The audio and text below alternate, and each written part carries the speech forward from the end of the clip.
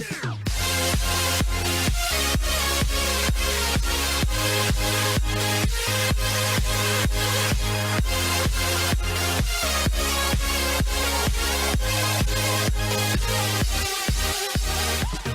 is up, Level Up Nation, and welcome to this Thursday, September 16th edition of Level Up Live, your home for gaming and esports news, brought to you by OTN Media. My name is Fiasco. You can call me John. And of course, I am joined, as always, by the man, the myth, the legend, the king of the courtside, Joey. What's up, buddy? It's so interesting. Like, normally I don't get the intro music anymore. For some reason, Discord made an update, like, I don't know, 6 months ago, and I haven't gotten it. But today it was like faint in the background, and it was like funky. I don't even know how to describe it. It was almost like it was your audio shadow, John. It was very, very interesting.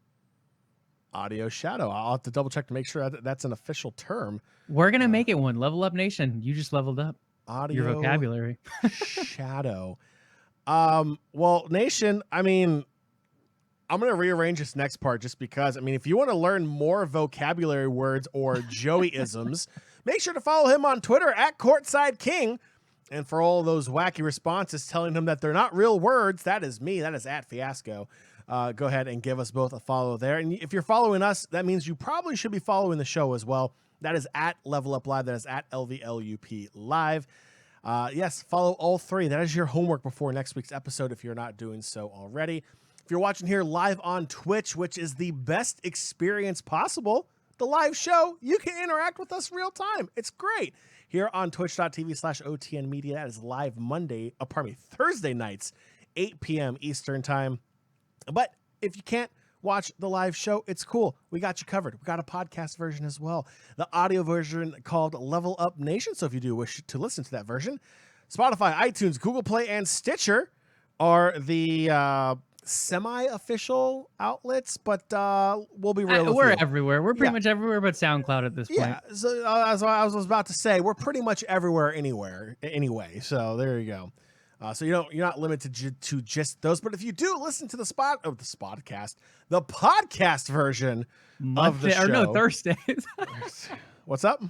We're a mess. I was going to say it's Mondays, but it's actually Thursday. Yeah, it is. Here we are.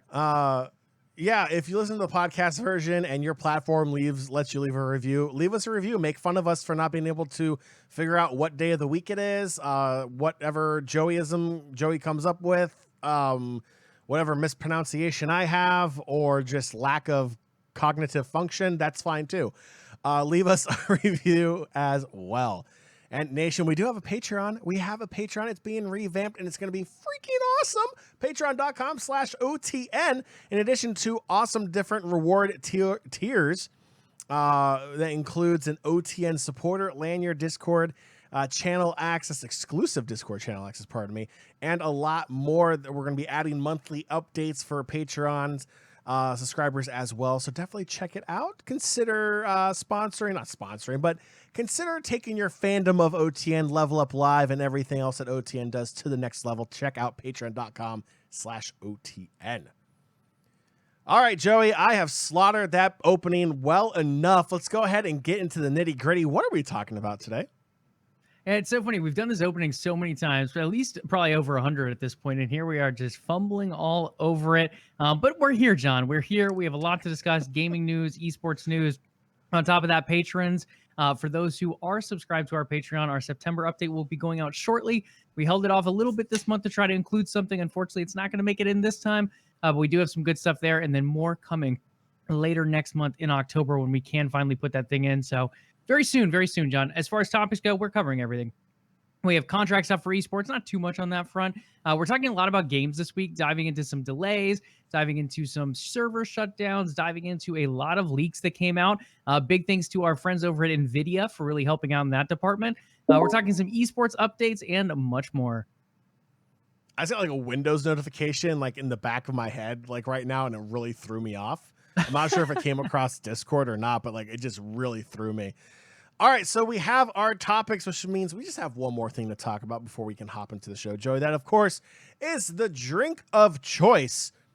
I have like 3 different guesses on what you're drinking. It's either going to be something from Aslan Brewery, a bourbon, or a water. Those are my 3 guesses. I'm going to say it's one of those 3. Prove me wrong. Dude, those are really good guesses. Today, we're actually going with human sweat, though. I'm kidding. It's water, fam. Just some water. Nothing crazy exciting tonight. But we have to stay hydrated, John, because we have a lot to cover. Human sweat. Wow. King of the sweat side over there, Joey. Hey. So, Joey, I did something I told myself I would not do. I'm a little ashamed of myself. Number one, if you watch the show, you listen to the show, you know I do like seltzers. I think seltzers are absolutely fantastic. Great tasting, less filling. Will definitely not give you a beer gut as fast. But Joey, I made fun of the fact that it's fall time, it's pumpkin spice latte time for all the crazy PSL people out there. Oh no. So while I did not buy specifically pumpkin spice seltzer, I did get the variety pack from Bud Light.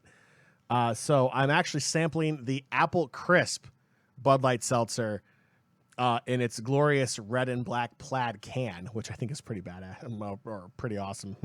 almost did it. Almost had the first cuss word on stream and on the podcast, but I stopped. It's all good. But yeah, that will be what I'll be sipping on here today, Joey. Absolutely. Sounds wonderful. Apples are great, though. Like, okay, pumpkin spice, it's I feel like apples is really where it's at when it comes to fall. Like, there's so many great apple flavors, apple cider, picking apples, apple pie. It sounds wonderful, John. I really like the sound of that. It's not good. Oh, really? It's not, no. Well, I'm glad to hear the sound is at least nice. The aftertaste is quite good. Everything before that, not so much, Joey. But you want to know what is good? Gaming and esports news. That is always good. It's even great. So let's get right into it. Let's get right into gaming and esports news. Let's go. Absolutely. Kicking things off in the LEC, Selfmade, one of the bigger junglers over there in League of Legends for Europe. He signed a 1-year extension with Team Vitality. They're trying to build this new villain image, almost like the evil geniuses of EU in a sense. So far, it worked out all right. They made their way into playoffs. Didn't make it very far in the end, as Selfmade, I believe, was taken down by his former team Fnatic in playoffs. But he's decided to stay on with Vitality. There were rumors that G2 might be looking his direction. In the end, he does sign that 1-year extension. And then according to Esports, he is also talking about a 2nd-year extension as well. So that could end up being a 2-year deal here on. I like it. I think Selfmade's a good player. You know, I think he fits in well with Vitality.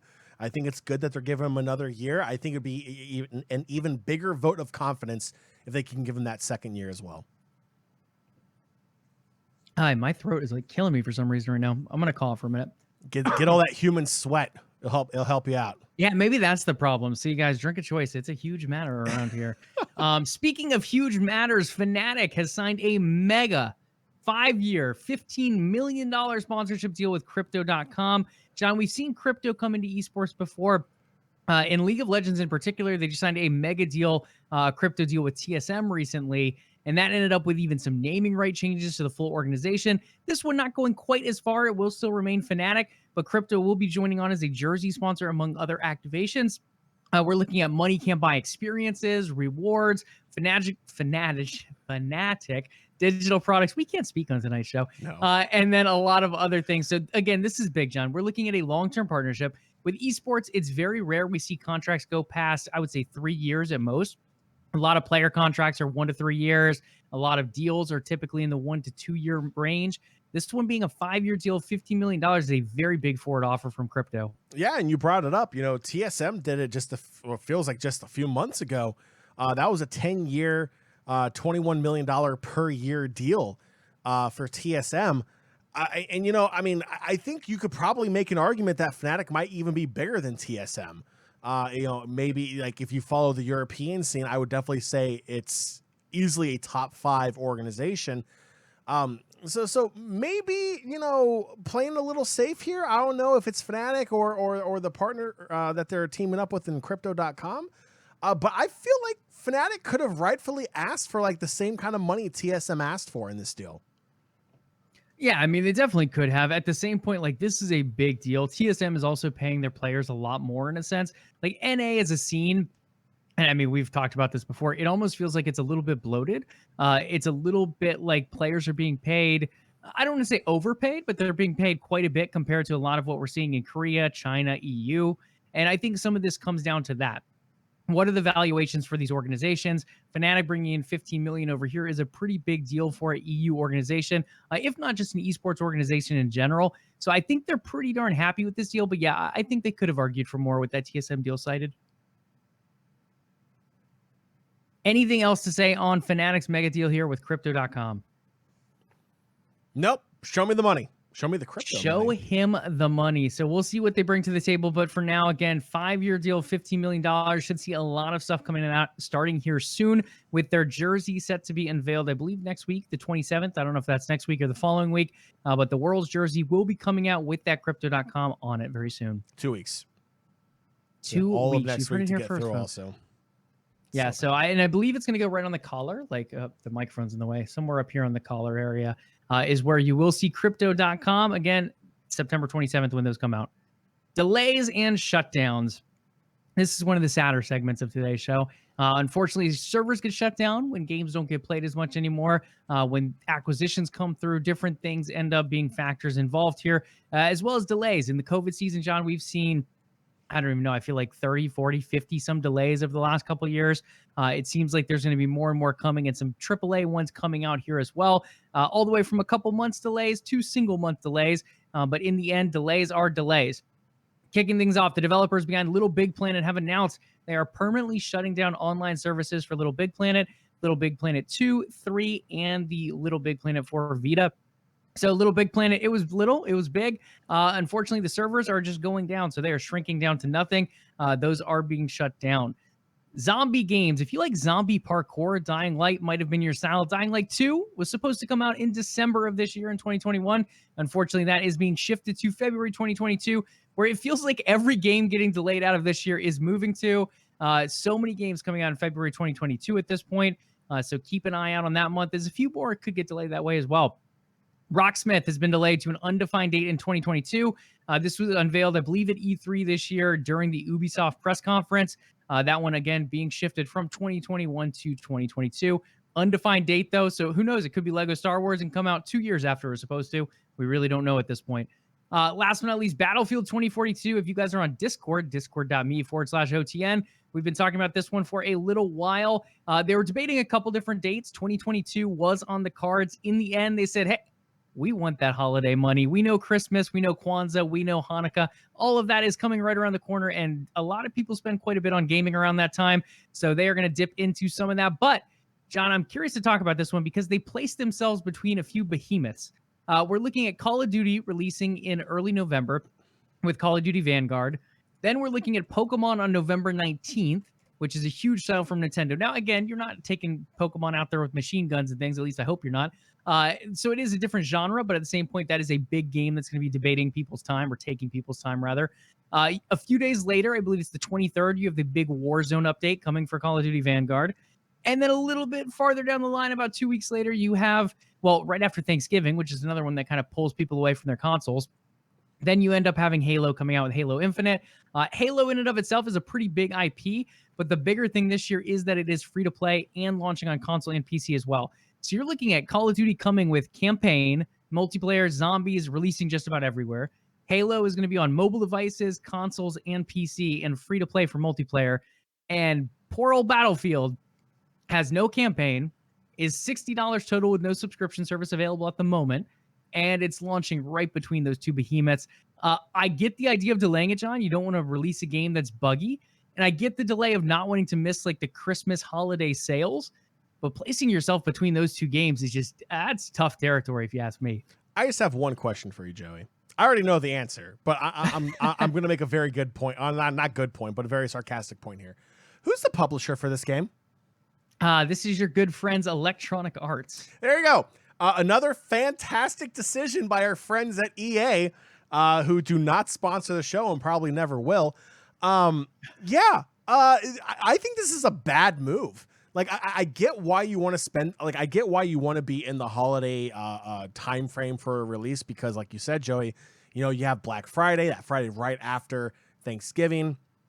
That's a major shopping day, one of the highest grossing days for sales, not just in video games, but in just merchandise ever in the US. You do get those sweet discounts and deals. But here's the thing. New game titles generally are not in those discounts and deals. They're still full price. So they're banking that these other deals are going to get people to come out and they're going to just settle for paying full price on this video game. You know, I mean, they might, but again, it's lacking so much. There's no campaign. It's multiplayer. It's full price. It's $60. Like you said, there's no subscription fee. There's so many other options out there. And then when you enter that same release time frame, like Call of Duty, like Halo, you're going up against these major titles that have such support.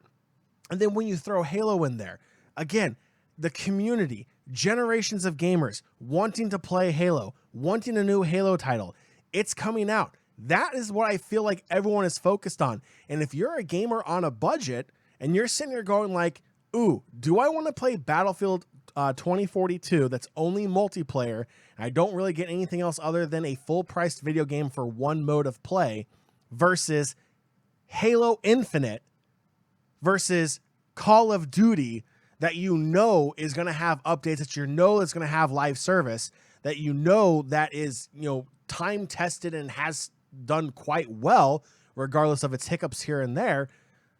I'm sorry, like Battlefield's playing like third, fourth, fifth fiddle in this holiday season. I mean, moving it again to get the money makes sense.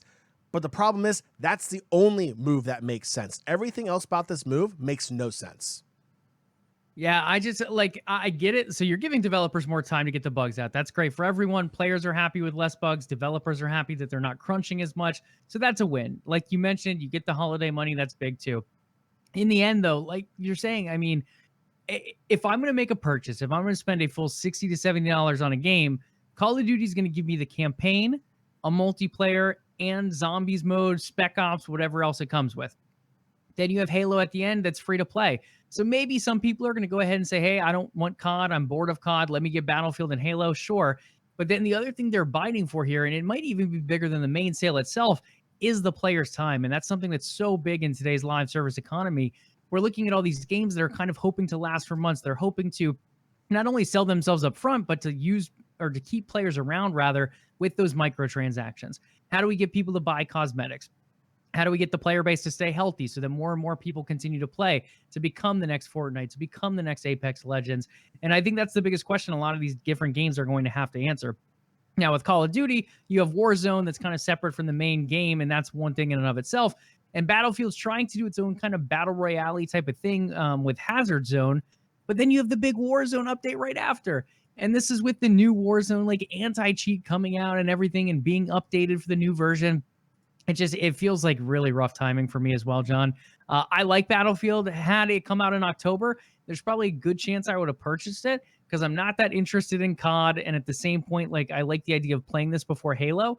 But now it's like, okay, Battlefield's right up against Halo. I'm probably just going to wait a week to 2 weeks, play Halo, and then maybe I pick Battlefield up later on when it's on like EA Play or Game Pass. So for me, it's no longer like a day one purchase. If it even was to begin with, I think it looks great. I think it looks a little buggy, but it is a game that's on my radar. At the same point, for a lot of players out there, though, that were between Battlefield and COD, between Battlefield and Halo, I think this starts to make some of the decisions for them with this new date. Yeah, and I think the big point here is the fact that you're saying it's not a day one purchase. That's where everyone gets the bang for their buck when it comes to the creators, the developers, the publisher. You want people to buy your product day one. That's when you get the most play time. Hopefully you bank on the gamers playing that game for the duration of that game's life. You can say, oh, this gamer, the average gamer is playing X amount of hours per day, per week, per month, per year. That's how you get those crazy stats. You don't get those crazy stats by people buying this game 4, 5, 6 months later, because guess what? You were no longer a first choice option. You're a second, third, fourth, fifth choice option. It's okay. I've played through this game.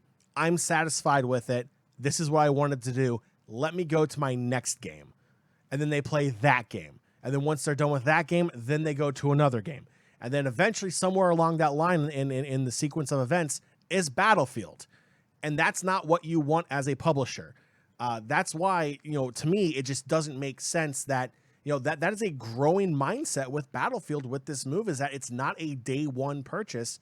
because there's just so many other great titles that have a lot more hype around it, and the fact that it's a full $60 game for not a lot of content. Right. And I will say, like, I think it's still going to do well. I think this is a game a lot of people are going to play. I'm excited about this game overall.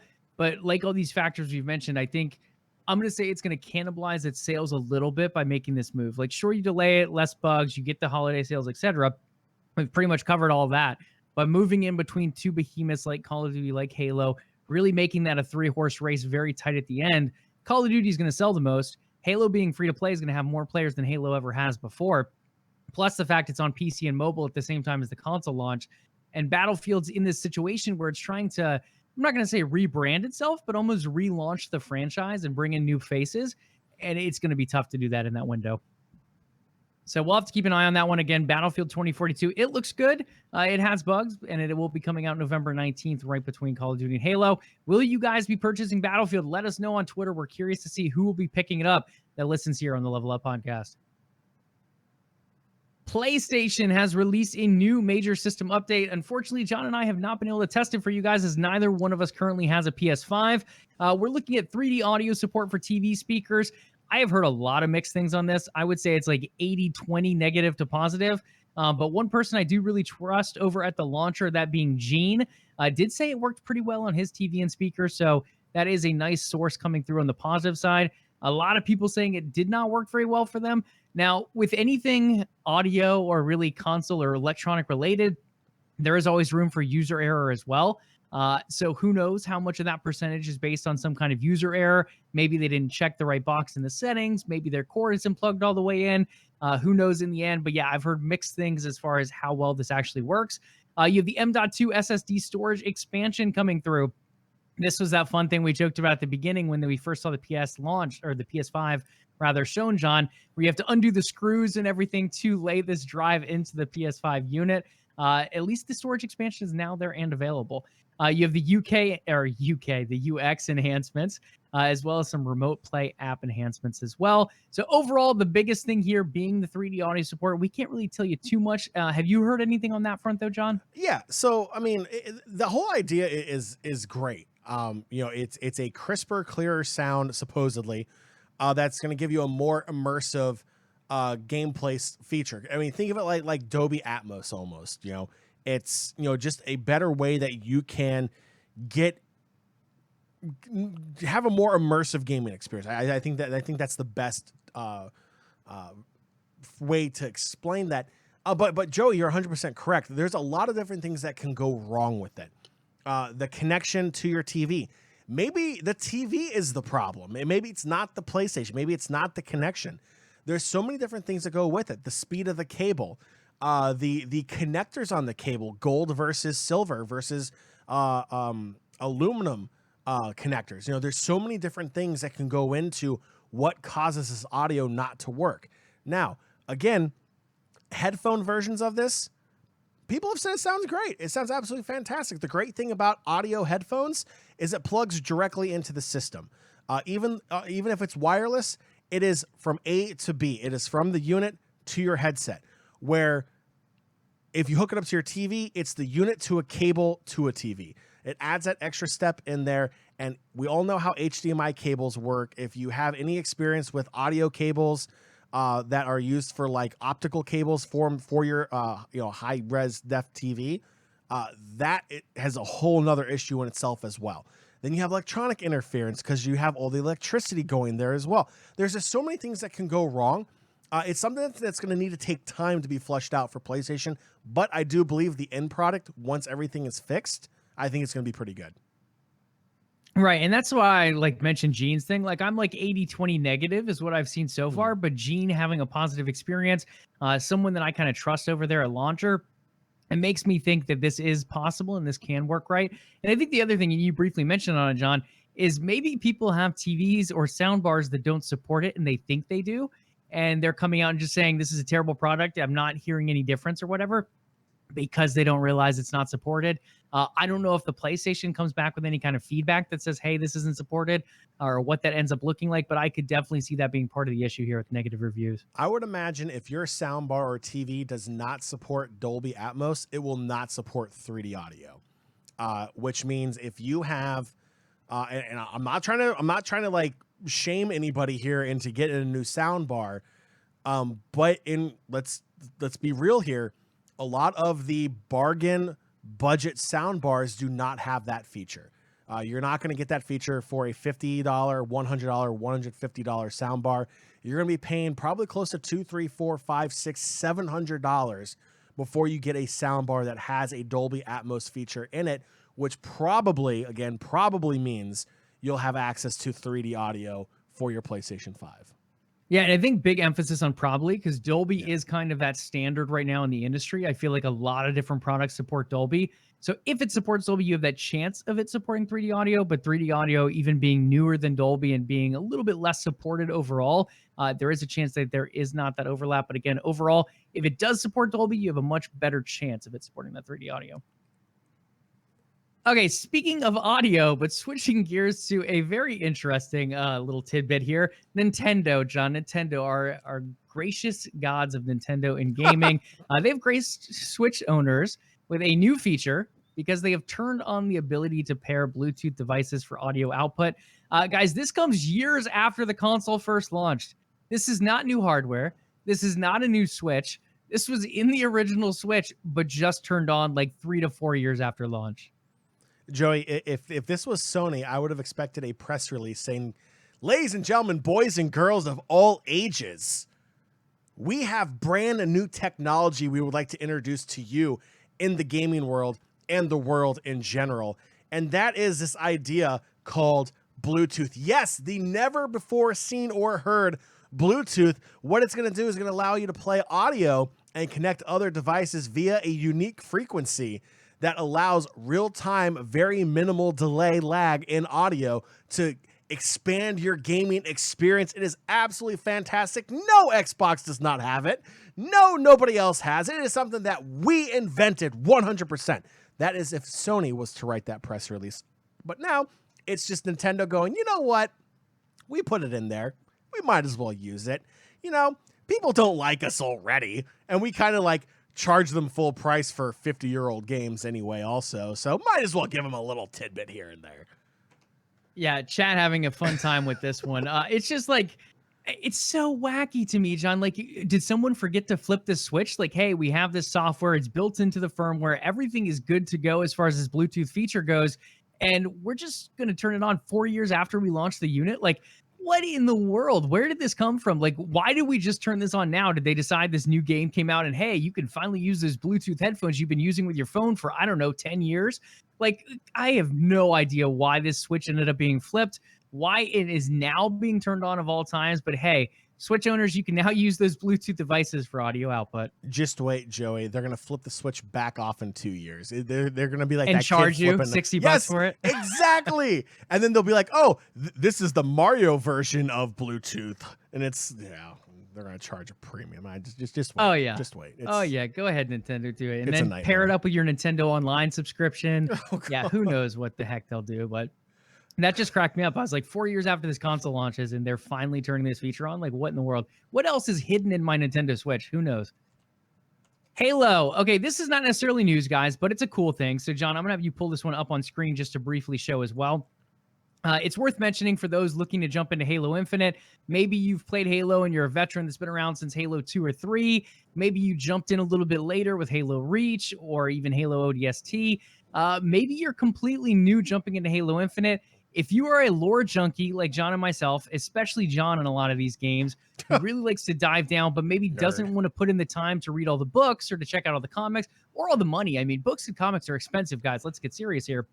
Or play all the games. So there's so many different pieces of lore with a lot of these series, like a Star Wars, like a Halo, that are so deep with everything. So a fan actually put this together, and it's since been kind of endorsed by 343, the developer behind Halo. It is an archive of Halo lore called Previously on Halo. It covers games, books, comics, etc. So if you just want to walk us a little bit through here, John, we don't have to go through everything for the sake of time, but just to give everyone kind of like a look of what this is. I mean, considering it's my first time looking at it too, so I'm figuring out as I go here. Yeah, it is ginormous, guys. Like, I really couldn't tell you that much about Halo lore. Like, I've read a book or two here. I've played through most of the games at this point. But there is just a lot. Like everything has a read more section. It goes into the weapons. It goes into the armor. It talks about the locations. It talks about the full timeline. Everything being visual. You have maps. You have images. You have drawings as far as like how things are supposed to look with sketch and concept art. It is just about everything. And Now, like, it would take you forever to read through, but it's available. Are these original titles for these evolutions of Halo, like the original trilogy, the Reclaimer saga? Like, are those official titles, or is that something that just got put together for this like whole, hey, let's catch up before you dive into Halo Infinite kind of thing? I am not the best Halo lore junkie, but I believe those are original titles based on the books. Because I think all the like eras and sagas were broken up based on the way they wrote the books. Gotcha. And this is just the game section as well. I don't even think this is like touching on all. Like, it's huge, guys. It is a lot. I'll be honest. I think every franchise that's been around for 5+ years should do this. Should have something like this where people can go back and they don't have to go to a third-party Wikipedia knockoff kind of site and try to figure out the lore themselves. I think this is actually laid out pretty well. Like, if you want to get the actual story of the video game series itself, you go right here. It looks good. You want to dive more in depth? Books, comics, media, other characters, timeline, location, glossary. I mean, timelines are absolutely amazing because that literally will frame everything for you so you can understand, okay, when did the flood actually show up? When did I have that terrifying moment that I'm still talking about, 10 years later, because it gave me absolute nightmares ever since that first moment you got introduced to the flood. I think this is great. I would love to see like a World of Warcraft do this. I would love to see Guild Wars, Star Wars: The Old Republic, every MMORPG out there that has lore should definitely do something like this. Video game time. I would even say like Metal Gear Solid. That's been around since the late 80s in its original form should have something like this because there's a major Metal Gear Solid community as well. Anything that has a big, long tradition of lore and games, this is textbook. I love this. Yeah, I think anything like a big series like that with lore, especially if there's different like races and species, like you mentioned Star Wars, we obviously mentioned Halo, like Mass Effect, I think would really suit well with something like this. There's just so many different things, and it's just such a great way to catch up. Like, even if you are a big lore person, even if you've like played through every game and read most of the books and everything, it's still so hard to keep everything in line without like a wiki page or something to kind of refer back to. It makes it difficult to kind of keep everything in line in your head. This is just a very nice way of doing it. You have images, you have words, you have everything broken down and looked through. I can't even imagine the time he put into this. Like, one, studying, reading all the material, checking over it, double checking things, writing it all up, like a lot of time. So especially for a fan-based thing, this is really cool and definitely worth checking out. Previously on halo.com to find it. Okay, for the sake of time, you're welcome to keep looking at it, John, but we are going to slide on over and continue on. Just a quick little update here for JRPG fans. Tales of Arise has already shipped over 1 million units in its first week, making it the fastest selling game in the history of the franchise. A big shout out over there to Bandai Namco and team and the development team behind Tales of Arise. Really getting things done here, John. Again, we've seen JRPGs really take a rise recently. Yakuza took a big jump when it went on to Game Pass. We've seen the Nier series do very well recently over here in the West as well. And now Tales of Arise being kind of that next one in line, making big moves. Yeah, it's absolutely huge. Like, this is what a good release window can do for your title. Battlefield, take note. It was perfectly timed, perfectly executed. It was released in a time frame where you're not competing with some small indie game called Halo. You're not competing with another small indie game, first of its version called Call of Duty. Or anything like that. Smart release window pays off, most sales in your franchise history. I think that's great. Yeah, big stuff. And I love the fact that more Western gamers are experiencing JRPGs as well. Like, so many of these Japanese RPGs never made their way over to the US or never made their way over to Europe. And we're seeing more of them make their way out of Asia now. And that's part of the reason you're seeing more sales as well. But the fact they're increasing year over year, we're seeing more releases. It's finally making its way from Japan over here. And I think that's a big win for pretty much everyone involved. over to some other game updates, leaks, etc. John, we're about to get dirty. We're about to dive into the deep, leaky waters of games here because there were a lot of leaks this past week. A couple that have mentioned publicly, a couple that have not come out quite as publicly, but they've been a little bit around here and there. The first one went very public, and we're going to be talking about RedFall. This is a new game coming out from the Bethesda side of Microsoft at this point. Coming out of Arcane Studios. So we just saw one of the Arcane Studios, I believe it was Leon, drop Deathloop. It's doing extremely well. A lot of the people are nominating it for a Game of the Year award already. The next game we're going to see from them drops next year, and it's called RedFall. Based on the teaser we saw at E3, you, me, and Drew, who was also on the show, we're not that hyped about it. It kind of looked like another Left 4 Dead, another Back 4 Blood, another zombie game, but we're just replacing zombies with vampires. That 4-player co-op kind of style. Well, it's not quite that, at least from these new screenshots. Now, again, this is alpha footage. For those out there saying this is really bad looking graphics, guys, it's a freaking pre-alpha footage. So just keep that in mind. This is way before any kind of layers of polishing comes in. But John, at least looking at the little context clues we have, it looks a lot more like Borderlands, almost like that looter shooter type of genre. Yeah. And so just real quick, one thing I want to point out, the current image I have up on screen, I love this. I love, like, if you are fascinated by how people develop video games, so you have this basic idea, right? And there's all these different elements you want to test. You have to build it in game to test it. So what you see right here is essentially that testing zone and what could eventually become a level, what could eventually become a numerous amount of things. But you see, it's a very basic setup that it's clearly labeled: Loot Zoo, Hazard UV, Hazard Death Miss, Hazard Fire. So they're testing a lot of different things. They're perfecting these elements in these controlled environments before they actually put them in game. This is really cool and really unique to see how they literally, like how you test anything in real life, you test it in a controlled environment. They have their own little cubby spaces where they go and practice and fix things. And then when other developers come in to help and take a look at it and test, they know exactly where to go. They can easily hit the keystrokes that they need to activate it and to test and do all of the fun stuff. I think this is actually, while it is technically a leak and the publisher and production crew and studios probably really upset about this, I like it because it goes to show you the amount of work that goes into creating these games. And I think it's a very unique look from the outside looking in to see how these games are created. Yeah, I honestly like it a lot too. And again, keep in mind pre-alpha footage. So you're getting this before a lot of that detail comes in, a lot of that polish coming in. But it's cool to look at. Like some of the lighting and stuff is already looking pretty good overall. Now, again, before the polish, you kind of get an idea of a little bit of the environments, what kind of scopes you might end up having. Just to dive into a couple of the things, John, there's a stake launcher in one of these pictures. There it is right there, actually. Great timing. The stake launcher is going to be kind of a unique gun that comes into this vampire-esque game. So that's kind of a cool idea. Again, layouts, menus, everything looking very Borderlands-esque. Supposedly, it's fully open world as well, so it's going to be almost like a Zelda Breath of the Wild, where you can go anywhere. There's very little loading throughout the full game. You're going to have boss fights similar to Borderlands if you've played Borderlands. Again, a lot of similarities to Borderlands. Other traditional rifles will be in here too, handguns, all that normal gun, but you do have that unique stuff sticking out. Supposedly, there are 6 playable characters, and there will be kind of stealth modes. Or really, you can take a different approach to it where you can take stealth or guns blazing kind of approaches to a lot of the different missions, side missions, main missions, all that normal stuff in a game. I think this looks interesting, John.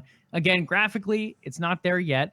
But as far as the idea, I'm much more open to something like a vampire Borderlands type of game than I was to just another Left 4 Dead, another Back 4 Blood type of style game. So, like, what blows my mind is as we scroll through this, like the image that's currently on your screen, the left-hand side, the guardrail, the trees, and kind of really the road that the character's on as well, reminds me a lot of GoldenEye on N64 with like how like it's unpolished, but like you can still see detail.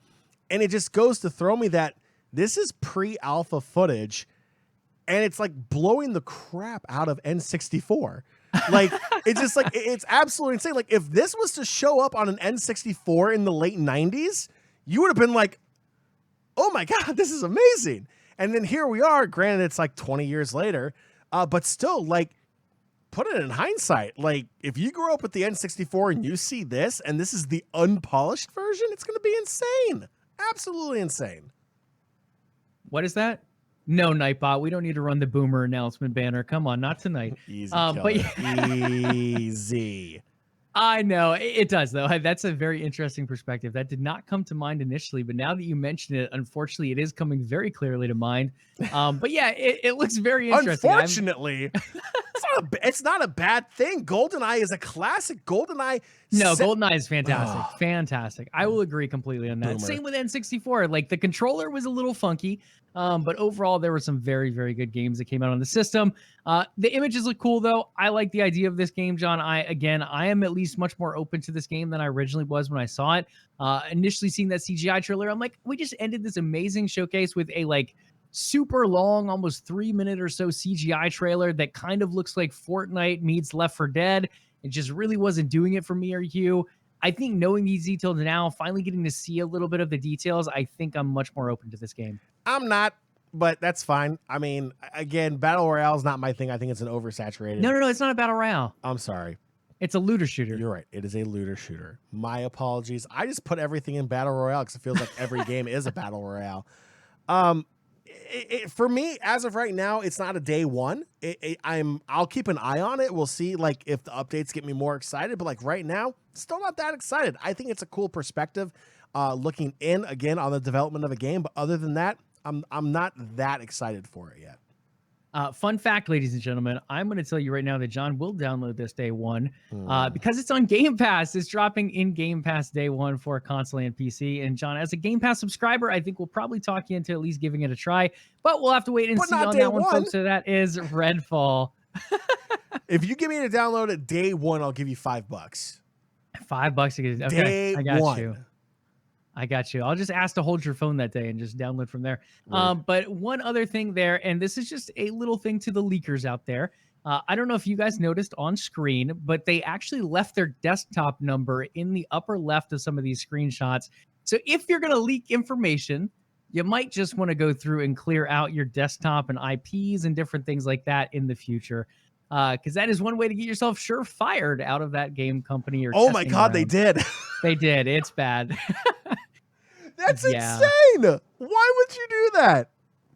Yeah, so they probably aren't working there anymore, so we'll have to get a new leaker when we look game's going to be delayed. Calling it now. TBD on that one. Okay, this next one I honestly haven't seen around very much. I think I did see one post about it that was pretty interesting on 4chan, which is, again, not a very reliable source in most cases. But this one, a while back, John and I mentioned on LvLUp, I believe on Discord as well, that there are rumors of FromSoftware working on a PS5 exclusive, similar to the style of Bloodborne, for those that played that. We still believe this is true, and we believe the title is now Velvet Veil. We've heard that there is a trailer circulating around. I have a source that has seen it. Thinking this is the same game and this being the PS5 exclusive.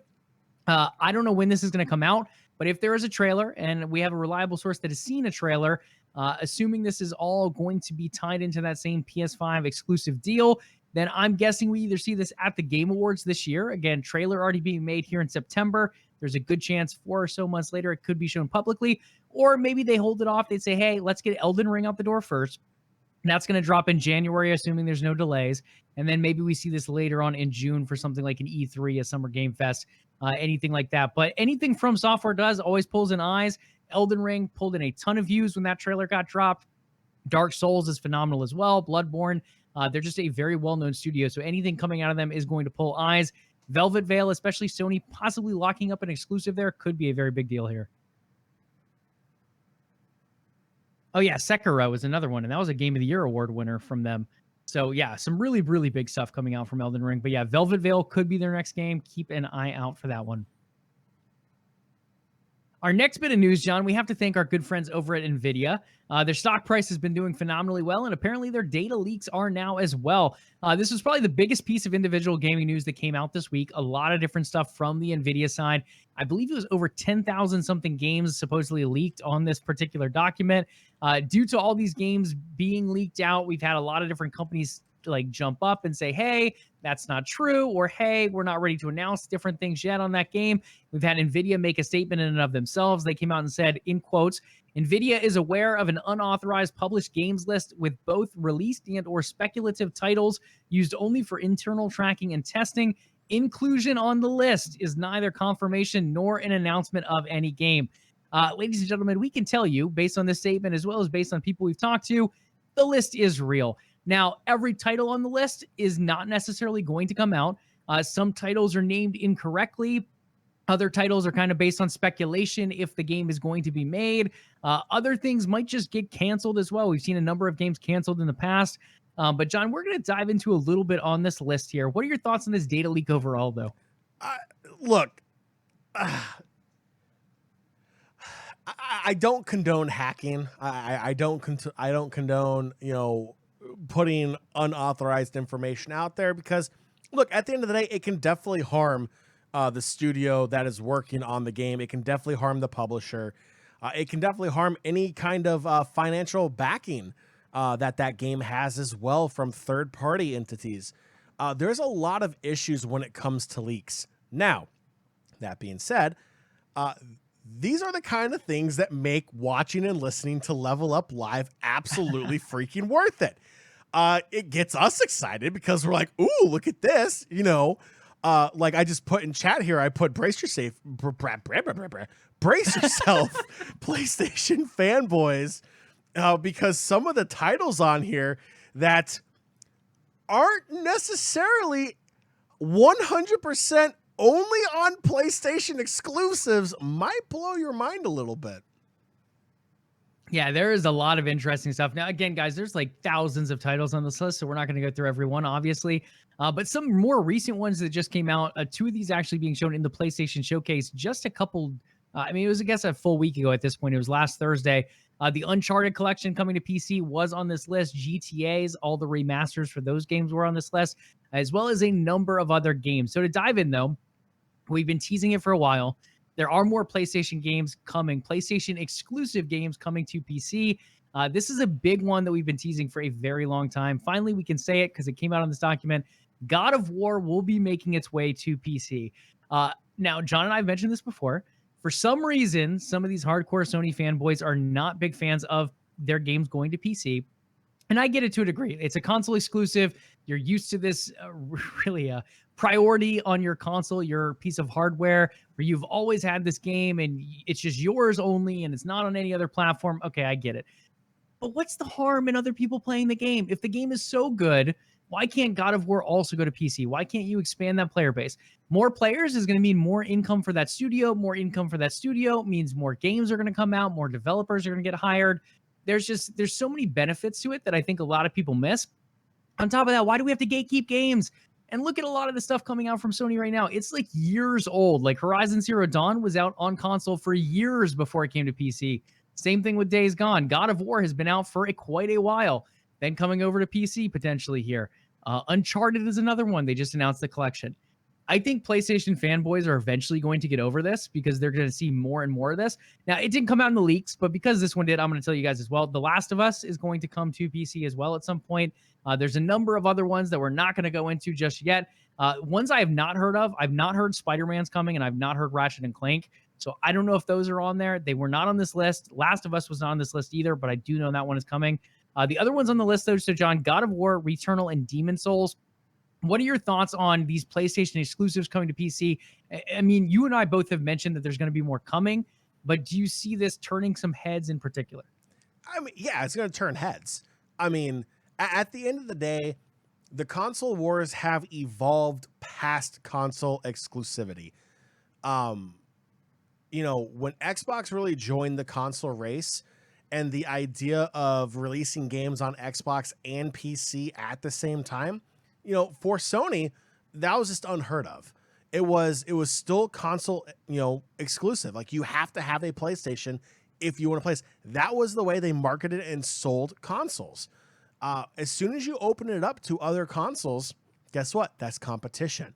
Now that you have competition, you have to really sell people on buying your console. If you're a gamer, let's say this, if you are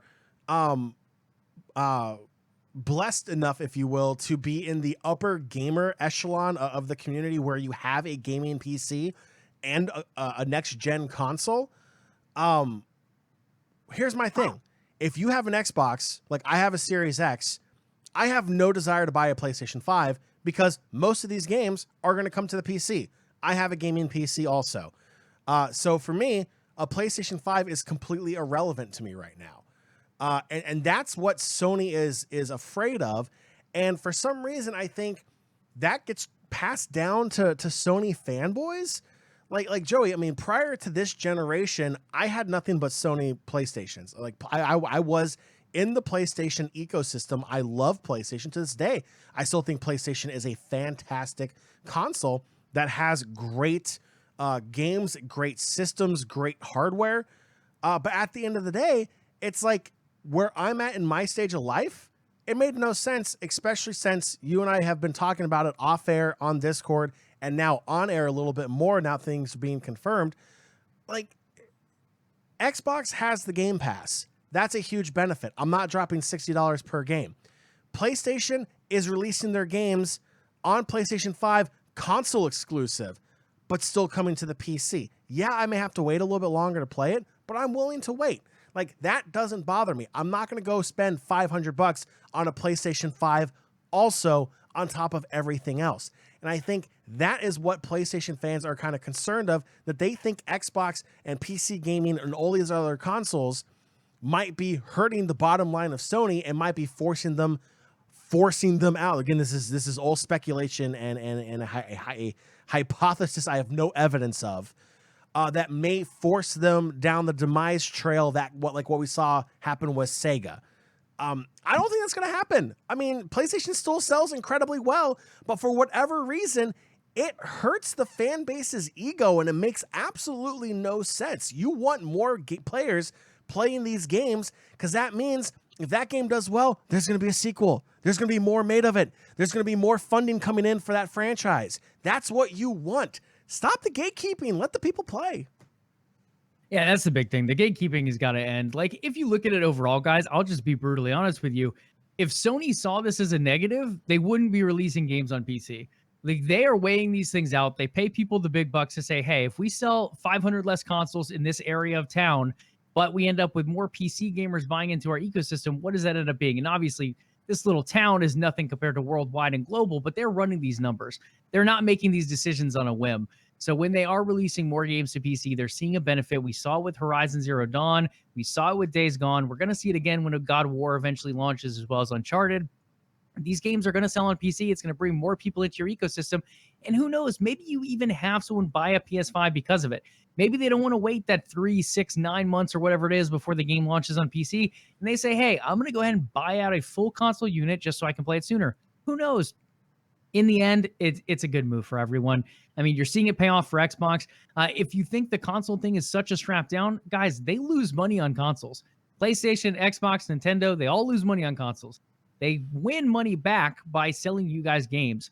So with PC, if John already has a PC, Sony doesn't have to worry about losing money and selling him a PC because he already has one. So they just make money on the games being sold. And a lot of the PC gamers are buying digitally. Very few people buying opticals at this point. So you're also saving money not having to print out disc and art for the cover of different, like the cover thingies, the books, cover books, whatever they're called nowadays. I haven't opened a plastic case in so long. I'm just realizing that. It's been a hot minute. I'm pretty much all digital. But yeah, so there's a lot of different things here, guys. In the end, it's not going to hurt Sony if you are someone who's kind of a little taken aback in a sense by these moves. But in the end, I think it's going to be a big win for everyone. Okay, let's touch on a couple of these. So Half-Life 2 Remastered is on this list, so that could be something to look forward to in the future. A couple that we've teased here in the past in one way or another, Injustice 3, Gods Will Fall. That's a possibility. I think the title might change, but in the end, that is one that is kind of being worked on one way or another. Payday 3 is another one we've teased. One of the worst kept secrets in gaming, there's going to be a sequel to Jedi Fallen Order. This one currently on the list, just known as Untitled Respawn game. I'll tell you guys now, it is a sequel to Fallen Order. Titanfall 3 was also on this list. Respawn has said they're not working on Titanfall 3. That could be true. It could just be anticipation of it later down the road, or maybe they are working on it in secret. Don't really know as of yet. One that has been denied, Halo 5 Guardians for PC. A lot of Halo fans that are kind of now into the Halo franchise, where they're finally coming over to PC outside of Combat Evolved, are like, hey, we want to play the full games before Infinite. 343 has just said they just don't have time to port it over at this point. And I get it. Like, 5's campaign was not greatly let's say, received by the audience. So in the end, you want to port over this game that had a rough campaign right before you launch a mega hit, potential mega hit like Infinite. So I think that's probably part of the reason for the holdback. The other reason is just to make sure a good amount of the game is ready to be shipped there at the end of the year in December. So that one, at least for now, has been denied by 343, and I believe that is the truth. This next one's interesting. So Destroy All Humans 3. One of our friends over here in the OTN community chat, Tots, recently played through the first game, I believe, or the remastered version of the first game. Destroy All Humans 3 on this list, and we got a little bit more on this one because ironically the PlayStation Twitter account also leaked a little bit of details on this week with Destroy All Humans 2 Reprobed. They showed a new trailer, they gave the new title, and all of this came out from that PlayStation account. Looking at a couple others that a lot of people have brought up, Dragon's Dogma 2 is also confirmed. BioShock 2022, this is one we've teased a little bit on the show. And John, the list goes on and on. I mean, again, this is something, I think it's over 10,000 different games leaked on here, from a studio with unannounced next to them, to full-on game predicted titles, to games that have been announced recently, to project code names. Like a lot of what Microsoft and Xbox does is behind code names, like Project Holland is an example of Fable, for example. So there's a lot of different things that leaked out on this list. Some things, again, true. Some things confirmed. Some things are still very big as far as question marks go, and other things have been straight out denied, like Halo 5 Guardians. But if you guys want to check out that list, or want to go check out that list, it is pretty well available anywhere. Just search like NVIDIA leak, and it'll be the top thing on probably all your Google searches. Anything else to say about this full ginormous list of games that leaked out, John? If you have a leak, get a plumber, fire the people. Yeah, supposedly, and just to go into a little bit more detail here, so the person that discovered this actually reached out to NVIDIA and said, hey, I found a security breach in your stuff. NVIDIA never responded for like a couple weeks, supposedly. Wow. And then the person just said, okay, if you guys don't care, I'm just going to go ahead and send it out. So that has ended up what happened. I believe his Medium was the platform. So you can read all about it and how the leak was discovered and what ended up happening with it and all that good detail as well, if you care to. Shame. What a shame. Yeah, I mean, they were warned. They just didn't want to deal with it, I guess. But now bidder. they have to deal with a lot more because all these people are probably pissed that their titles are out. Upcoming Game Pass, 13 more games are coming this week and next. We're not going to go through the whole list because there's a lot of games there, but just to point out a couple to maybe look forward to. What do we got here? Astria, is that Astria? Yeah, Astria Ascending is on there. That is a pretty big one that a lot of people are looking forward to. I Am Fish looks weird. Skatebird is one of those goofy games that kind of has a cult following now. A lot of people saw this, I believe it was at E3, if I remember correctly. It could have been the Xbox Indie Showcase, but a lot of people keeping an eye on Skatebird to see what it brings to the table. It's kind of like Tony Hawk Pro Skater, but with birds. Origami 2, Origami, the original, was really well praised, especially on Steam. Very positive reviews. So a second one coming out for there. Lost Words has won a ton of awards. Another one John and I have talked about, Sable, is on the list too. That's up there for a potential Indie Game of the Year nominee. And the titles go on and on. You guys see them on your screen if you're here live with us on Twitch tonight. But yeah, 13 new titles coming this week and next to Game Pass subscribers. Next up is an event happening tomorrow, John. That's THQ's digital showcase event, and they got the man, the myth, the legend, Jeff Keighley will be hosting that one September 17th, 12 p.m. Eastern time. I can't do math in my head, but I think that's 9 a.m. Pacific time for our Pacific listeners as well. We're looking at a feature of at least 6 new game announcements, as well as the return of legendary franchises and sequels to beloved games. So keep an eye out on that. If you're interested in THQ stuff, THQ is a huge developer. Embracer Group is kind of the parent company over them. And if you guys have been following all the acquisitions we've talked about this year, Microsoft made a big one in Bethesda, but all of these small ones are being made by people like Embracer and Tencent. I think Tencent's made like 30 or 40 so far this year. Embracer was in talks with over 100 developers. They've acquired like 20 or 30 so far, I believe. So a lot of different money being thrown around, and THQ falls under that umbrella, and they do have money to fund these projects by quite a bit. Hey, thanks for the raid as well, #Arena. Diving into a little bit more, John, we are hyped for this one. Age of Empires, the tech test. September 17th through the 20th. Those RTS fans out there, welcome aboard. Welcome to the Age of Empires. Age of Empires 4 is a game a lot of people are pretty hyped for, John. This is a game that has a lot of potential in that RTS genre. StarCraft is still around, but we really haven't heard too much of it recently, so people are kind of looking for that next RTS game. It could be Age of Empires, and everyone can have a chance of testing it. Guys, there's no NDA on this test this weekend. It is completely open to all. You just need to go to their website and say that you're interested, and you should be good to go. John, will you be jumping into the Age of Empires test this weekend? Oh, heck yeah. Absolutely. Age of Empires is a fantastic franchise. From everything we've seen, from all the different game releases, game footage, even the historical mini documentaries they've put in this game that for some reason some people get upset about, absolutely love this franchise. Definitely be taking a part of the testing this weekend. Absolutely. And for those interested in taking part in the test, it's going to focus on PvP multiplayer. It's going to include, so if you're not ready to take on maybe other humans, you will have the option to play against AI in the multiplayer custom lobby. And for those interested in the campaign, you can try out Mission Zero, which kind of also acts as the game's tutorial as well. The main purpose, again, is to stress test the servers. They want as many people as possible playing on these so that day one, they do end up with some pretty smooth servers out there for everyone. And there will be 4 civilizations available. We're looking at the English, the Chinese, the Holy Roman Empire, and the, I believe it's the Abbasid Dynasty are going to be the 4 civilizations available for this initial test. There will also be 5 maps that will be playable as well. Looking forward to another tech test coming up soon, guys. Halo Infinite launching in December 8th. Now that confirmed date. The first tech preview John and I took part in. John, what were your thoughts? I absolutely loved it. I kind of got a little bit of that childishness that I had back in like the launch of Halo 3 and Call of Duty 4 Modern Warfare. I had a ton of fun. I thought they did a good job bringing new elements from Halo 5 in, Halo 3, Halo 2, all those classic elements as well, and kind of mix them all together in a nice bundle. What did you think of the first tech preview back in July? The tech preview was great. I cannot tell you the last time I was in a closed beta kind of situation where I got that sweaty. As soon as they launched multiplayer and we were able to actually go up against real people and not just bots, Joey, yourself and myself and some other of our friends from OTN, hella sweaty. I mean, I had to take a shower afterwards. It was so sweaty. It was great. It felt great. It looked great. The mechanics felt great. Everything about that test felt so good.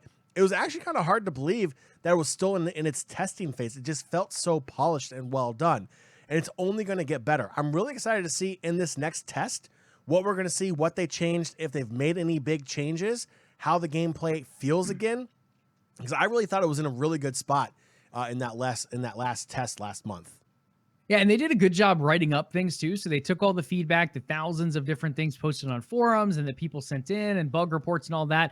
And they kind of wrote up a little summary of some of the things that they are going to change or at least test in this new flight. They're going to hopefully make it a little bit smoother server-wise. That was an issue, at least at the initial part. But I think once we got playing, there really were very few issues there. It was an alpha. Again, I think you already mentioned it. The graphics look phenomenal for an alpha. So really excited on that front. As far as things to test, we're going to have bots back in here. You will have 4 difficulties of bots available. The academy and training range will be back. So if you want to practice your aim like you would in like a Valorant or a CSGO, that will be available for players as well. You're looking at 4v4 PvP available too. And then we're talking big team battle, folks.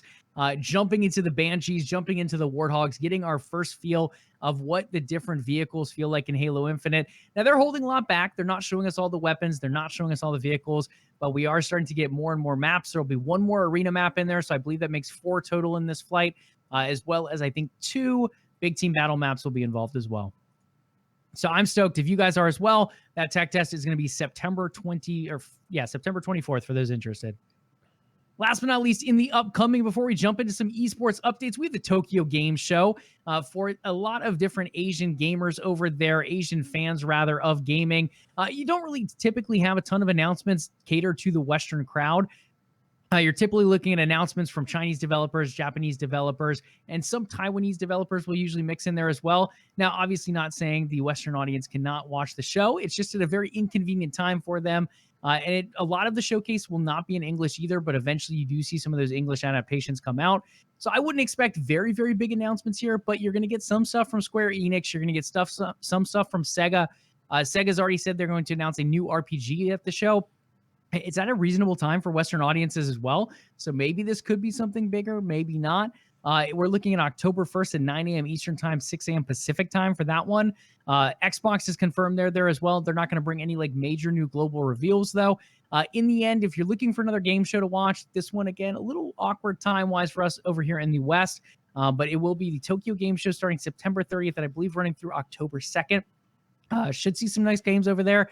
As far as Xbox goes, again, don't expect anything super big, but maybe we get some nice Game Pass deals. That would be kind of cool as well. Okay, over to some esports updates. Again, thanks for joining us on the show tonight, guys. We're not going to be too much longer, but just a couple other things to hit on. Rocket League, John, we have criticized Rocket League in the past. There is some really good stuff going on with their competitive scene, but there's a lot of other things that we'd like to see changes to, and I think we're starting to see changes in that direction. One of the big things with esports, how do you draw people in? You draw them in with the prize pool. That's how you're going to get more players. This one bumping up to $6 million in prize money. They're also expanding to new regions. The Asia Pacific North region, the Asia Pacific South region, and Middle East and North Africa are now added onto the competitive platform for Rocket League. We have some new formats coming in. They're keeping the splits with fall, winter, and spring that are eventually going to lead to a world championship, but they're adding some other mixtures in as well. Regional events are going to have a qualifier. It's going to be on smash.gg, so it is open. If Joe Schmo wants to try out for Professional Rocket League, he can now go on smash.gg, register for that regional qualifier, and try his hardest to go ahead and make it into the eventual big stage events. Teams can auto-qualify as well based on previous performances. Those are going to be your Cloud9, your G2, those teams that are typically doing really well. Fortunately, Cloud9 no longer in Rocket League. Sorry, John. But there are a number of other teams that will get those auto-qualified spots. Each split will have 3 regional events capped off with a major. Each regional and major will feature 16 teams. General formats will vary between splits, so there will be some changes here and there. I don't think it'll be as drastic as we see with like an Overwatch or NBA 2K League where they added bans into a tournament, but I think you will end up seeing some different changes here and there. Just to wrap it up and then get your thoughts, John, 2 stages for Worlds this year. Guys who watch League of Legends, think kind of like what we see with Riot Games. You're going to have a wild card stage and a main event. The wild card will feature almost like a play-in style to make their way to that main event at World. 8 teams will auto-qualify for the main event. Again, those are probably going to be your pro teams, with 16 teams qualifying through the wild card. Most likely a lot of pro teams are smaller pro teams, but you could eventually get some of those smaller teams making their way up there and making some nice underdog stories. The fall season is set to kick off later this fall on October 15th, just about 2 to 3 weeks from now, John. I'm super excited for these changes. There's still more I want to see made, but I think Rocket League and Psyonix and Epic are starting to trend in the right direction. Yeah, so one of the big things you and I talked about was how Rocket League has the ability to be one of those crossover games between esports and traditional sports. It's very simple for the non-esport minded viewer to watch and understand what's going on. Let's be real here. Nobody is going to get into esports if they're not a gamer already and they don't already understand that game by watching something like Overwatch or League of Legends or CSGO or anything that is complicated where you have to have a basic understanding of every character, every ability, every item, every mechanic, everything in that game. It may get people's interest here and there, but you're not going to win people over. Rocket League has that ability. Hasn't really been utilized since the launch of the game.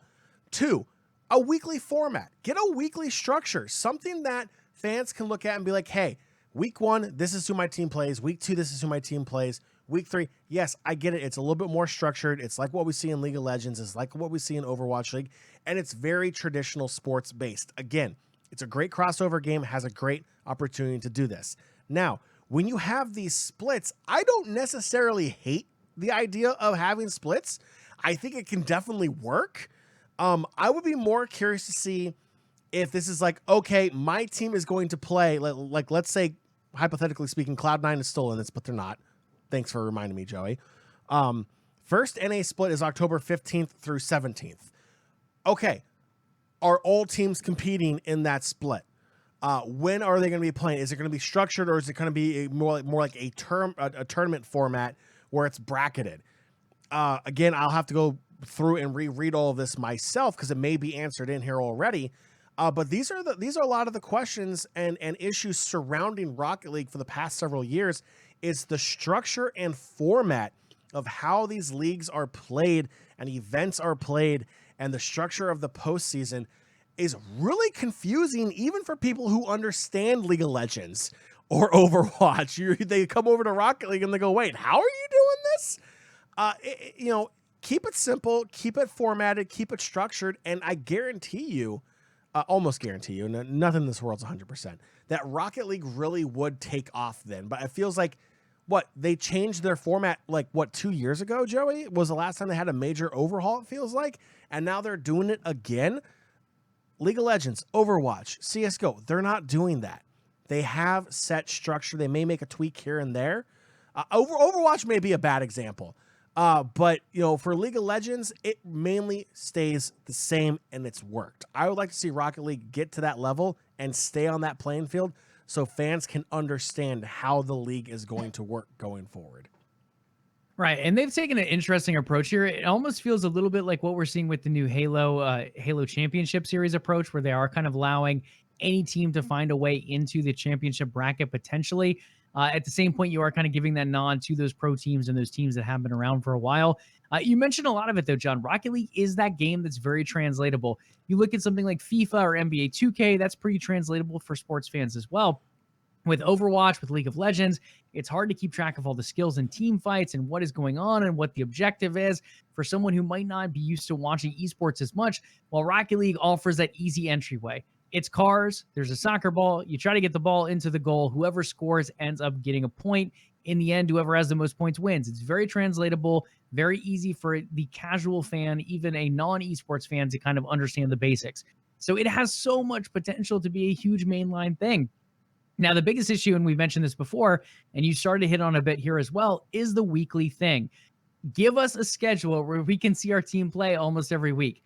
Look at the NFL. Look at the NBA. Sure, there's bye weeks. Sure, there's off nights here and there, and that's perfectly fine. The issue we have with Rocket League, and John and I did a fantasy season of Rocket League at one point. We went in there, you draft these players, and it's like, okay, he's going to play, and everyone plays week one. It's like, great, we're going to get off to a great start. And then it's like, okay, Cloud9 plays in 3 weeks, but there's 3 weeks of matches before they play. It's like, hello? So, one, it doesn't allow for fantasy, which is another way to kind of engage with the audience. But two, as a fan, if I'm following an organization or I'm following a player, am I really going to care to watch that scene for potentially almost a month without seeing that organization or player play? Am I going to stay still or still be as engaged in a sense in that? Ooh, what is the competition for Cloud9 looking like for the next 3 weeks before they play? Or am I going to say, who cares? If you look at League of Legends, if you look at CSGO, there's constantly events going on. There's constantly different ways for the team to interact with fans and for them to interact with other teams on a stage environment. Whether that's virtual or in person is a question depending on the different scene. But in the end, there's different ways to connect on almost a weekly, if not bi-weekly basis. Now, with something like Rocket League, it just hasn't been a thing. So that's what I want to see the most. I want a way to connect with these orgs, to connect with these players on a regular basis, as opposed to seeing them so spread out. So hopefully with this new format, we do see a little bit more regularity in that area. I think that'll be the biggest thing for it. But hey, a $6 million prize pool, that is definitely a route up as well. So glad to see Psyonix still making changes, and we'll keep tabs on those too. The International 2021, John, it got bumped out of, I think it was Stockholm, Sweden, if I remember correctly, or Malmo. I don't remember exactly where it was supposed to be held, but in the end, it did not happen. It's been bumped all the way from August to October, now set to kick off the group stage on October 7th, which will run through the 10th. And then it's going to move over to the main event, which is double elimination on October 12th, running through the championship on October 17th. I don't have prize pool counters up on this side, John, at this point. But one of the things with Dota, it has a pretty big following. It's not quite as big as League of Legends, but the one thing it wins every single category, regardless of the esport, everything from Quake to CSGO to League of Legends, and yes, I had to throw Quake in there. The prize pool for Dota is absurd. By far the biggest prize pool in all of esports. It is millions upon millions of dollars. I want to say it was either 37 or 47 million last time. Either way, it is a ginormous number of millions of dollars just for one event. The international is huge. So if you are an esport org, you're most likely looking to buy teams in if you don't already have one. Cloud9 has done it before. Fnatic has done it before. Two of the orgs John and I follow quite a bit. A lot of people look to pick up these smaller teams moving into the international just to have a shot at that ginormous prize pool at the end. It's not the healthiest thing for esports, but in the end, there is definitely a lot of money being thrown around in Dota. So if you're interested in checking that out in the competition, which is really well done, they do a really good job as far as production value. Again, it kicks off October 7th. Yeah, and just to give you an idea, since the numbers aren't out yet currently for the International 11, the International 10, which occurred in 2020, base prize pool of $1.6 million, $38.4 million was the contributed prize pool for a total prize pool of $40,018,195. There's probably some pennies in there as well, but they're not going to show you that. That is massive. And I love the way that they raise money for it. It's by releasing content. It's by releasing expansions. It's by releasing cosmetics. It's nothing that changes how the game is played, but it changes your in-game experience. That is awesome. So big shout out to the Dota community, because year in and year out, they constantly go above and beyond helping make Dota a very, very, very relevant game and keeping it very, very relevant in the esports scene. Because this prize pool, while it kind of seems a little ridiculous, is freaking awesome also. Yeah, I mean, just to touch on that, John, like, guys, look at the base prize pool.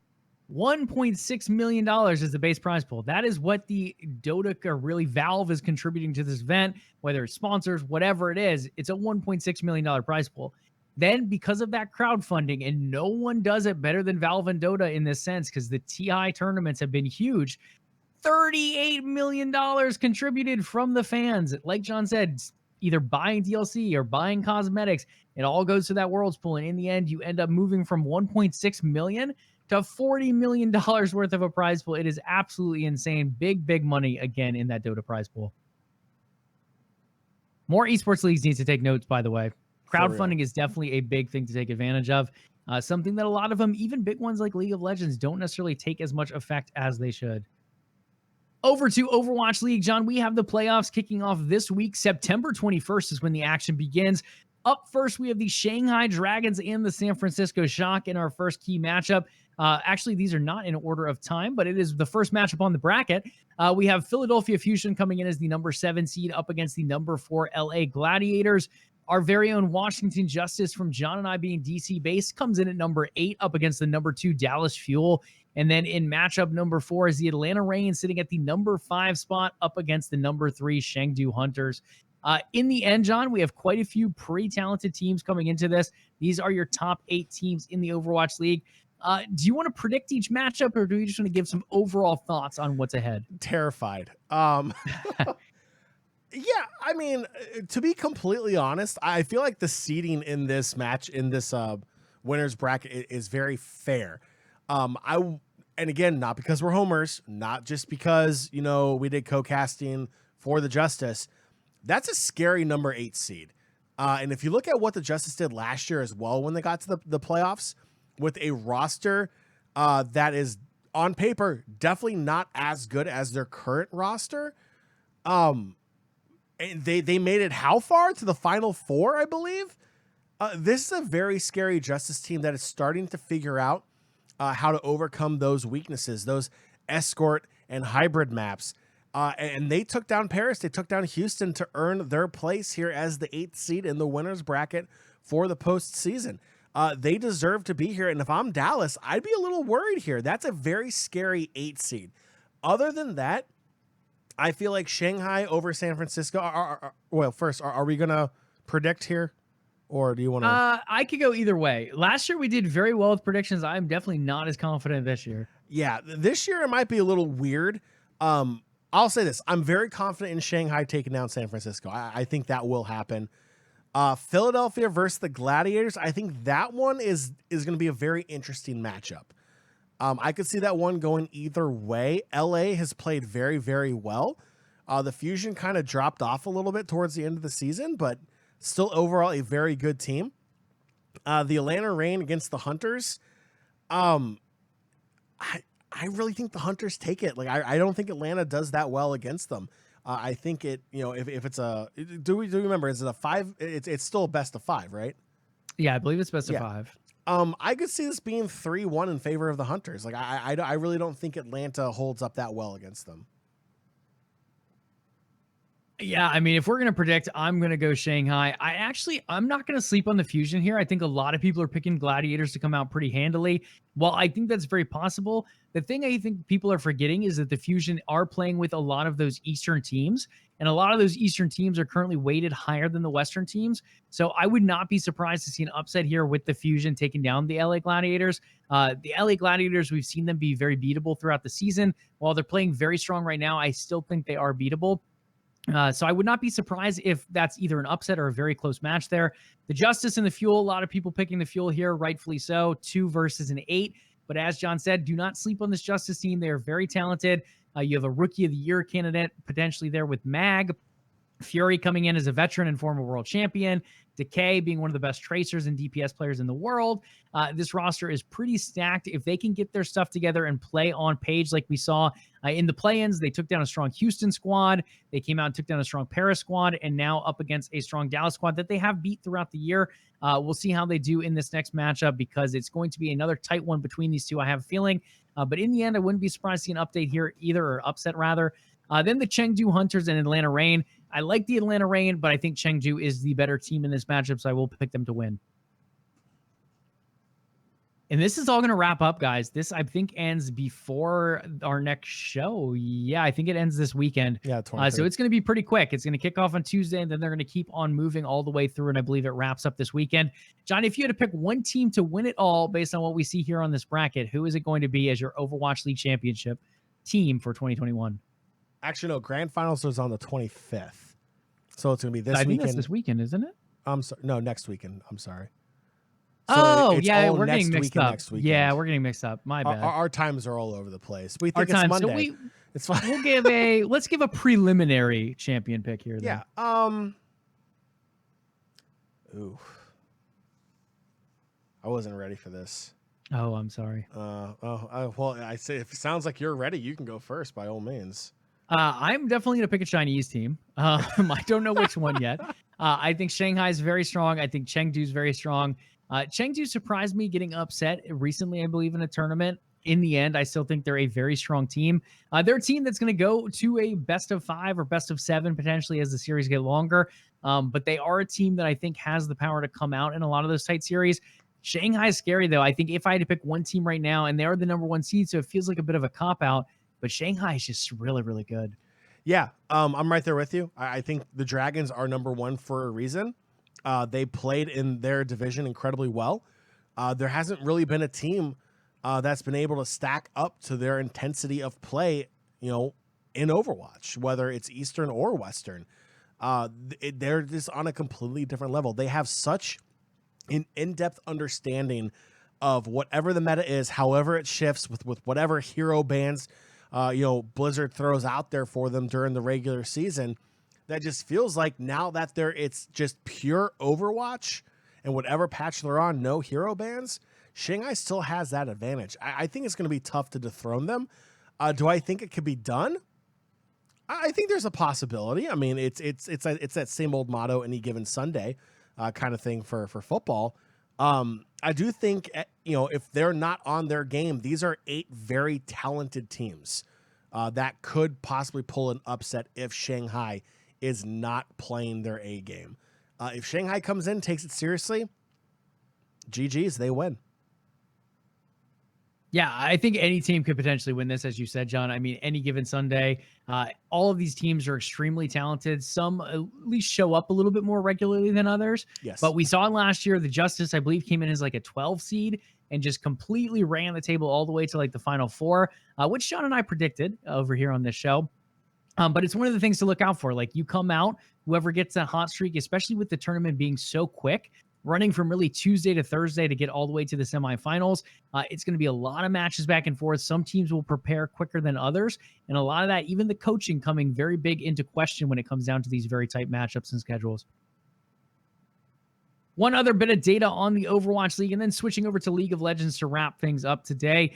They will be unveiling some more Overwatch 2 details on September 25th during the Overwatch League Grand Finals. So if you're tuning in for the esport action, or maybe you're not as interested in the esport action, you can also get some good game details there as well. We're going to get a look at Sombra and Bastion's reworks, as well as an Overwatch 2 exhibition match. So if you're interested in what Overwatch 2 is bringing to the table, go ahead and check that out somewhere around the same time, maybe before, maybe after, maybe right in the middle, September 25th during the Overwatch League Grand Finals. Can we just spend maybe 30 seconds talking about Bastion's new splash art that we saw? And sure. Can you pull it up for us on stream as well? And how he literally looks like, I got to find this. It was in, we posted it in Discord, right? Yeah, I think it's in Discord. There's so many things in Discord. I need to check Discord more often. There's a lot of things in Discord. I believe it was under gaming. Yes, there it is. Cool. Let's see if I can do this without crashing the system here. Open. We'll do this. We'll do that. Beep, bop, boop, as T-Spans would say. And we're going to transition over.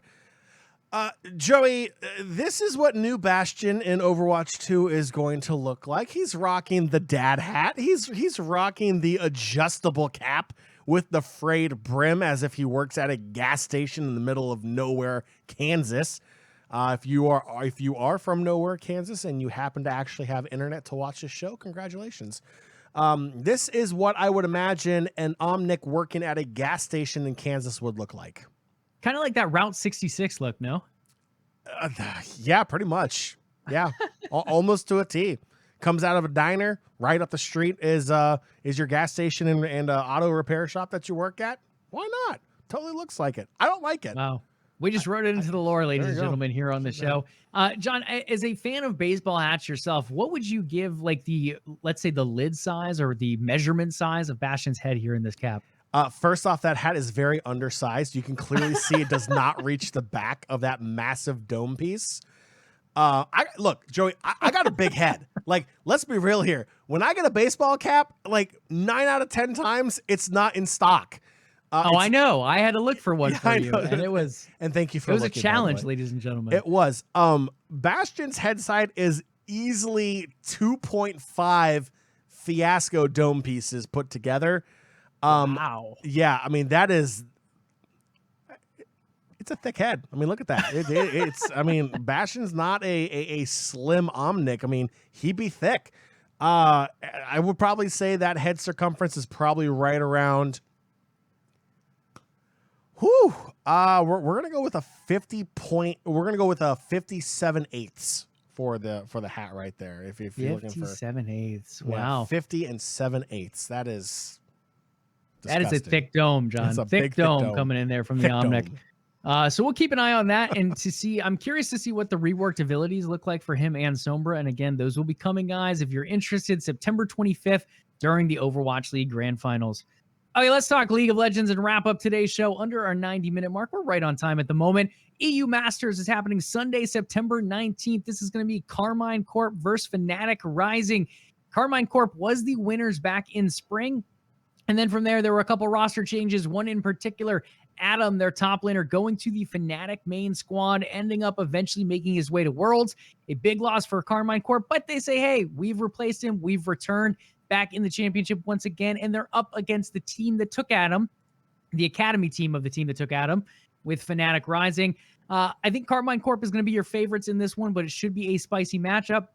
When you look at academy play, guys, when you look at League of Legends academy play, one of the best places to watch is EU Masters. A lot of talented EU players over there, a lot of different players or real orgs from NA picked from the player pool of EU as well. Even a lot of the Eastern teams look over toward EU, and the way the academy system is set up, this is definitely one worth watching. Sunday, September 19th. Last but not least, League of Legends Worlds draws closer, and with the drawing closer of the event, the group draw has to come as well. It's set to be held on September 22nd at, get this, John, a reasonable time. What? With it now being moved from China over to Iceland, we only have to be available at 8 a.m. Eastern time. For our Pacific folk who listen to the podcast, they got to get up a little bit earlier. It's going to be 5 a.m. for their time, but 8 a.m. Eastern time is when the World's group draw will kick off this year. Joey, that's literally the time I get into work. Like, it's beautiful. Perfect. I'm not going to be answering my emails for a little bit, but I'm excited. It's not 3 a.m. I am stoked as well. So if you guys are looking for another big esports competition, again, Dota 2 with the International kills it in prize pool every year. Production value and competition level over for League of Legends is also phenomenal. That group draw, again, September 22nd at 8 a.m. Eastern Time, 5 a.m. Pacific Time. And John, I think that'll wrap up today's show. We talked a lot about esports. We talked a lot about gaming. Some nice leaks came out today. The audience was phenomenal. Thanks again for the raid as well from #Arena. A lot of good stuff on today's show, and thanks again for tuning in. If you guys are listening to the podcast later, thanks as always for your support. And go ahead and head over and check out our Patreon as well, which John will touch on here shortly. All right, Nation, that will do it for this edition of LvLUp Live. But before you go, head over to patreon.com/OTN and consider becoming part of the Overtime Network. In return, you will get access to exclusive content that nobody else in the world can get unless they are a part of OTN Media. If you have not already done so, make sure you follow the show here on Twitch to catch the next episode of LvLUp Live. If you listen to our show on the podcast feed, first off, thank you, but please do leave us a review. Small little homework there for you. LvLUp Podcast is available on Spotify, Stitcher, iTunes, and Google Play, and pretty much anywhere else an RSS feed for a podcast can be found. We would love to hear from you. In fact, we love to hear from our entire community so much. There's multiple ways you can do it. Joey, what are those ways? Absolutely. First and foremost, head over to Twitter and find us at LvLUp Live. That is LvLUp Live. In addition to that, you can follow the umbrella company OTN Media, Twitter and Facebook at OTN Media, and Instagram, we are going to be at OTN_media.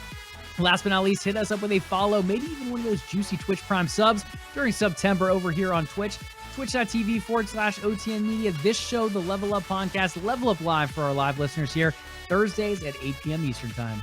It's juicy. I like it. Make sure you tune in next Thursday, the 23rd of September, as we cover the latest and greatest in gaming and esports news. Do your ears and eyes a favor.